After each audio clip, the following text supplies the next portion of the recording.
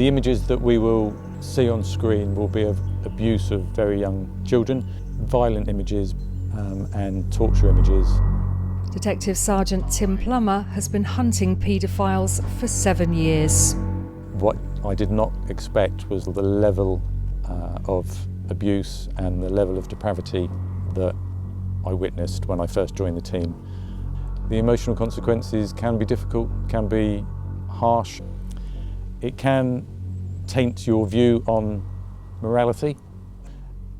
In the times that I have felt low because of the work, you just struggle to concentrate, you struggle to motivate yourself, you tend to withdraw into yourself, which can impact on your family at home who try to get you to do the normal things that you do.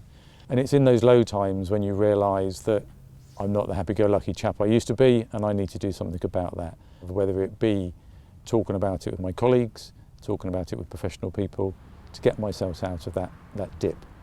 He's definitely had a traumatic experience. He admitted it himself. Professor Peter Lee knows exactly what it feels like.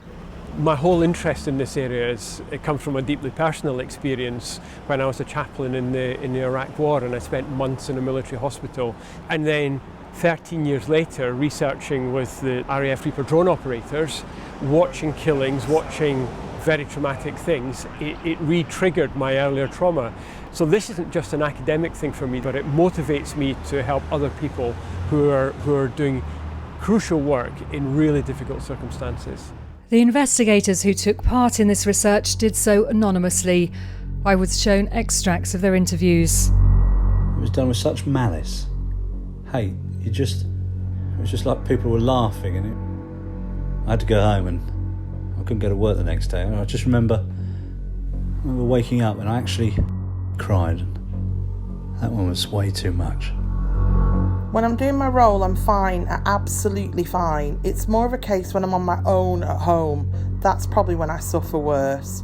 And I've been to the doctors and I've tried all sorts of medication, which, if I'm honest, none of it helped me whatsoever.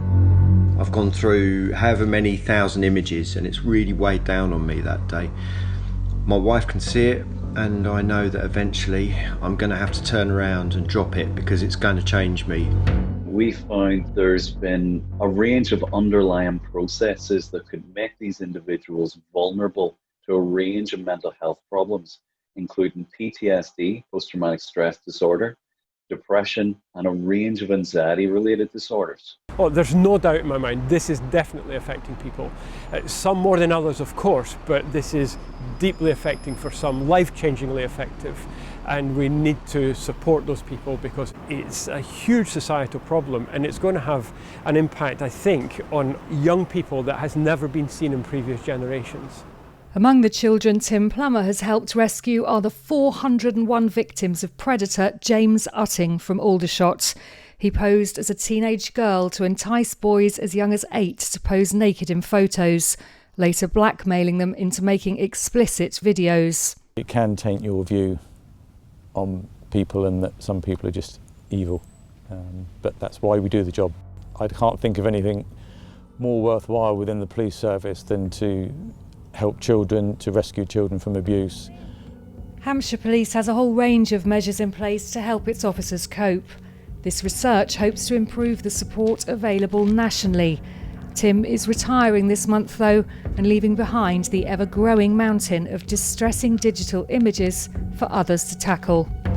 This is only increasing this child sexual abuse online, and the officers that deal with it, they need support for what they're viewing, what they're reading, what they're listening to, and who they're dealing with.